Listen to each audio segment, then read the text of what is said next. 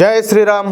అందరికీ నమస్కారం. Welcome to news అఖండ. నేను మీ కస్తూరి శ్రీధర్. మిత్రులారా, మీకు అందరూ కూడా ఒక అద్భుతమైన ఒక ఇంట్రెస్టింగ్ అప్డేట్ అయితే మేము ముందుకు వచ్చిన. మయన్మార్లో మన భారతీయ ఆర్మీ ఒక అతిపెద్ద సర్జికల్ స్ట్రైక్ చేసినట్టు తెలుస్తుంది మనకు. ఏకంగా 100కు పైగా డ్రోన్లతో ఉగ్ర స్థావరాలపైన విరుచుకుపడిపోయింది. ఈ న్యూస్ చూడండి ఒకసారి, సూపర్గా ఉంటుంది అంటే. ఓకేనా? జూలై 13వ తేదీ తెల్లవారుజామున, అంటే నిన్న పొద్దున 2 గంటల నుంచి 4 గంటల మధ్యన 100కు పైగా డ్రోన్లతో ఒక పెద్ద స్థాయి సర్జికల్ స్ట్రైక్ అయితే జరిగింది. అసలు ఈ స్ట్రైక్ ఏంటి, ఎవరి మీద చేశారనేది ఒకసారి చెప్పే ప్రయత్నం చేస్తా. మన భారతీయ ఆర్మీ మరోసారి తన సాహసాన్ని అయితే ప్రపంచానికి చాటి చెప్పింది. ఉత్తర తూర్పు భారతదేశానికి ప్రమాదకరంగా మారినటువంటి ఉగ్రవాద సంస్థలపైన ఈసారి మయన్మార్ భూభాగంలో మన భారతీయ ఆర్మీ మరింత దూకుడు చూపించిందనమాట. అయితే అసలు మయన్మార్ దగ్గర ఏం జరిగింది, ఏం జరుగుతుంది, ఈ దాడులు ఎందుకు ఇప్పుడు జరిగినాయి అన్నదే ప్రధానంగా ఎదురయ్యేటటువంటి ప్రశ్న. అందరికి డౌట్ వస్తుంది కదా, అసలు ఎవరు మీరు చేశారు, ఎందుకు చేశారు, ఏం దానికి కథ ఏందన్నట్టు. సరే, అసలు ఏం జరుగుతుందో చూద్దాం. ఉల్ఫా ఐ అలాగే NSCNK వంటి సంస్థలు ఈ మయన్మార్ లేకపోయి అక్కడ ఉగ్రవాద శిబిరాలను ఏర్పాటు చేసుకున్నాయి. ఈ ఉగ్రవాద శిబిరాల నుంచే దాడులకు సన్నాహాలు జరిగేటటువంటి సమాచారం రహస్య వర్గాల ద్వారా వస్తుందన్నమాట.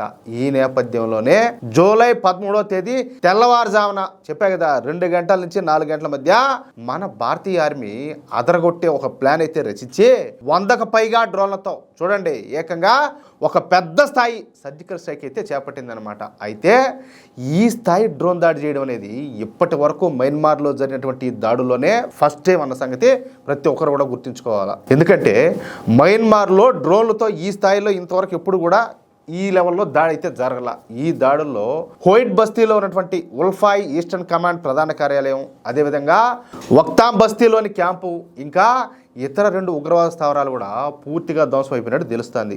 ఈ దాడుల కోసం ఇప్పుడు మనం ఏవైతే డ్రోన్లు ఉపయోగించినామో ఈ డ్రోన్లు ఇజ్రాయెల్, ఫ్రాన్స్ వంటి దేశాల నుంచి దిగుమతి చేసుకునేట్టే కాబట్టి వీటికి టార్గెట్ ధ్వంసం చేయడమే తప్ప ఫెయిల్ అవ్వడం అనే మాటే ఉండదు. అర్థమవుతుందా? కానీ అసలు విషయం ఏంటంటే ఈ దాడిలో ఉల్ఫా ఐ కీలకమైనటువంటి వ్యూహకర్త అయినటువంటి నయీన్ మేది అలియాస్ నయీన్ అసోం చనిపోయినట్టు ఆ సంస్థకు సంబంధించిన వాళ్ళే తెలియజేశారు. అయితే ఇక్కడ మరొక ఆసక్తికరమైనటువంటి ప్రశ్న అయితే ఎదురవుతుంది అనమాట. అది ఏందయ్యా అంటే, ఒకసారి నాయకుడిని కోల్పోయిన తర్వాత కూడా అంత్యక్రియలు జరిగే సమయంలో మళ్ళీ దాడి జరిగింది. చూడండి, అర్థమవుతుందా? అంటే ఒకసారి మనోళ్ళు స్ట్రైక్ చేశారు, ఇప్పుడు ఎవడైతే చచ్చిపోయినాడో ఈ ఉగ్రవాద సంస్థ సంబంధించిన వాడు వాడిని తీసుకుపోయి వాడికి అంత్యక్రియలు చేస్తా ఉంటే మళ్ళీ ఇంకోసారి అటాక్ జరిగింది. అంటే చూడండి, ఒకవైపున ఈ ఉల్ఫా ఐ సభ్యులు చెప్పేదాని ప్రకారం ఈ నయీన్ అసోం అంత్యక్రియలు జరుగుతూ ఉంటే మళ్ళీ ఇంకోసారి ఇంకో మిసైల్ దాడి అయితే జరిగింది. ఆ దాడిలో బ్రిగేడియర్ అయినటువంటి గణేష్ అసోం, అదేవిధంగా కల్నల్ ప్రదీప్ అసోం చనిపోయారని చెప్పేసి ఆ సంస్థ సభ్యులే ప్రకటించినారు. దీంతో మొత్తం 3 సీనియర్ నేతలు ఈ దాడులు అయితే కుక్క సాగు తెచ్చారు. అలాగే 19 మందికి పైగా తీవ్ర గాయాలు పాలైనారంట. వాస్తవంగా చూస్తే ఇది ఒక డ్రోన్ దాడి మాత్రమే కాదు, ఇది ఉగ్రవాద సంస్థల వ్యవస్థను కూకటి వేళతో పీకి పారేసే స్థాయి ఆపరేషన్ అన్నమాట. ఇక్కడ మనం మరో ప్రశ్న వేసుకోవచ్చు అనమాట. ఇంత సుదీర్ఘంగా ఈ ఉగ్రవాద సంస్థలు మయన్మార్లో స్థిరపడి ఉంటుంటే మరి మన దేశం ఇప్పటి వరకు ఎందుకు నిశ్శబ్దంగా ఉండాలి, వాళ్ళ మీద ఎందుకు దాడి చేయలేదని చెప్పి కూడా కొంతమంది అనుకోవచ్చు. అర్థమవుతుందా?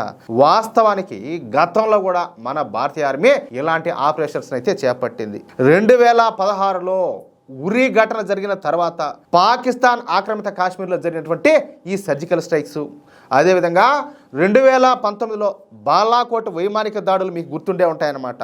అలాగే అంతకంటే ముందు 2003లో భారత ఆర్మీ ఈ భూటాన్ సైన్యంతో కలిసి ఆ దేశంలోని ఈ ఉగ్రవాద శిబిరాలపైన దాడులు చేసే సందర్భం కూడా ఉండాలి. అంటే ఈ విధమైనటువంటి దాడులు, అంటే ఈ సర్జికల్ స్ట్రైక్స్ చేయడం మనకు కొత్త ఏం కాదు.